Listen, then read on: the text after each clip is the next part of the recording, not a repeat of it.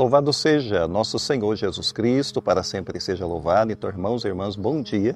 Hoje, nesse dia 16, domingo, nós vamos fazer essa reflexão da Palavra de Deus, é o Evangelho do dia, em Lucas.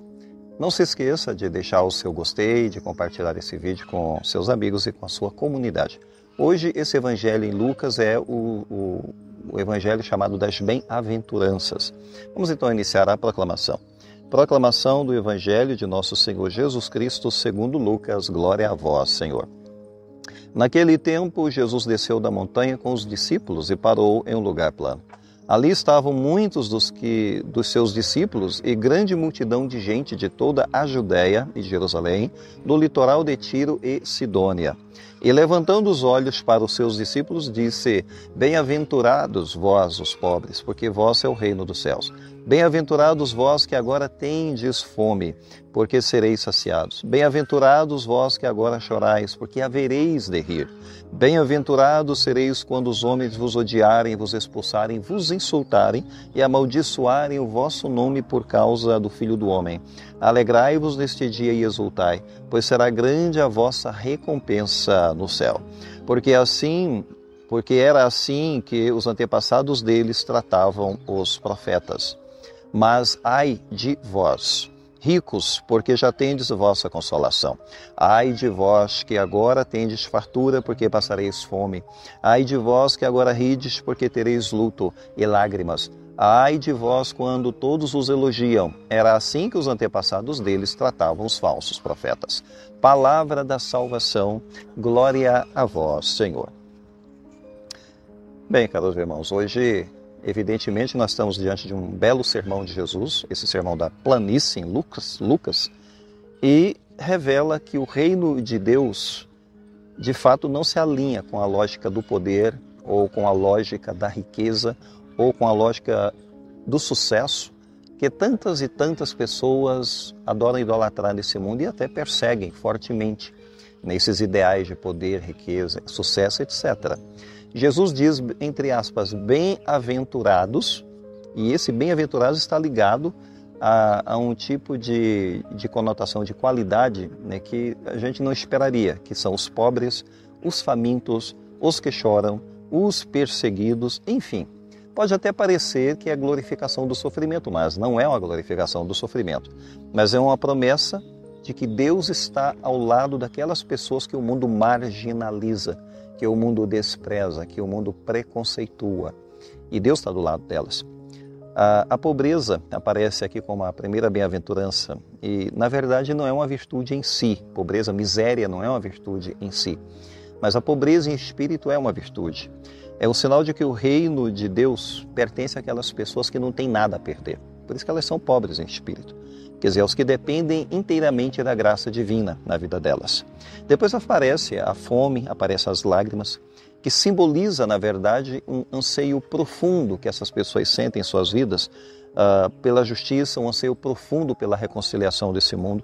Então, se elas choram, é porque elas não estão conformadas com a situação de sofrimento que elas estão vendo ao redor delas. E elas vão fazer o que for possível e o que estiver ao alcance delas para elas mudarem a situação. Os perseguidos também aparecem aqui nas palavras de Cristo como bem-aventurados, porque são identificados com os profetas. E aqueles que dizem verdades às vezes doloridas, doídas, e que correm por isso mesmo o perigo de serem rejeitados. Mas Jesus Cristo diz que eles são bem-aventurados. Jesus ele não oferece uma solução mágica para o sofrimento nesse mundo, que na verdade não existe soluções fáceis para o sofrimento, mas ele garante que o sofrimento não vai ter a última palavra, de jeito nenhum.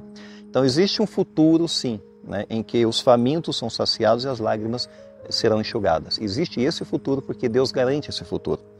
Depois Jesus faz uma inversão muito forte. De bem-aventurados ele vai para os ai de vós, aqui entre aspas, né? Ai de vós, que é um contraste com bem-aventurados. Felizes de vós, ai de vós. Então, aparecem, né, nessa lista de Jesus o que a gente não esperaria que aparecesse. Os ricos, os saciados, os felizes, os elogiados. Ai de vós. Ou seja, não é uma condenação da riqueza em si. Não é isso que Jesus está afirmando. Porém, é um alerta de que a ilusão dos bens, a ilusão dos prazeres desse mundo, a ilusão dos aplausos, não vai preencher o verdadeiro vazio que a alma sente no fundo do seu ser. Então, quem se acomoda ao conforto, ao sucesso, ao status desse mundo, corre o risco de esquecer que a vida é um dom que tem que ser compartilhado. E a gente tem que aprender isso constantemente, porque Jesus ensinou isso. Então, a risada, o riso daqueles que ignoram a dor alheia poderão se tornar um pranto depois, um pranto lá na frente, porque os seus ídolos, os ídolos que essas pessoas cultuam são ídolos efêmeros. Não se trata de verdadeiro Deus, não se trata do verdadeiro Deus. E Jesus também desmascara os elogios falsos. Ai de vós, aqueles que vos aplaudem, né? O elogio fácil, o aplauso. Porque no fundo pode existir uma máscara aí tampando certas realidades, a máscara da mediocridade. Os falsos profetas, por exemplo, foram aplaudidos, mas eram falsos profetas. Os verdadeiros profetas foram perseguidos. Então o aplauso foi para quem? E a perseguição foi para quem? Era para quem realmente merecia? Não, não era para quem realmente merecia. Ou seja, Jesus desmascara a tentação dessa aprovação humana, que é uma aprovação muito efêmera, a gente sabe. Em vez de a pessoa buscar acima de tudo a fidelidade a Deus, né, e estar nos olhos de Deus, né, estar aos olhos de Deus as virtudes que a pessoa tem, ou seja, os méritos que ela possui vão ser recompensados por Deus, e ela busca glórias humanas, aplausos humanos, que é uma coisa muito efêmera, a gente sabe muito bem. Então, portanto, Jesus está chamando a uma conversão aqui. A gente tem que mudar o nosso olhar, o nosso jeito de ver as coisas. Porque ele disse bem-aventurados, uma categoria de pessoas que a gente sabe que no mundo não vai ser deixado de lado. Ele chama essas pessoas malditas, ou ai de vós, pessoas que o mundo classifica, né, no primeiro degrau. Ou seja, é uma passagem que questiona onde nós colocamos a nossa segurança. Onde exatamente? Onde nós colocamos a nossa esperança? Onde exatamente? A sociedade, ela celebra a autossuficiência, porque ela gosta disso. Mas Jesus exalta a humildade. É bem o contrário da autossuficiência elogiada pela sociedade. E a humildade que é reconhecer a necessidade. O mundo idolatra a felicidade instantânea, né? A felicidade do momento. O Evangelho propõe uma alegria mais profunda que vem da comunhão com Deus. Portanto, é uma alegria que vai crescendo na alma da pessoa, que vai sendo trabalhada no processo da conversão.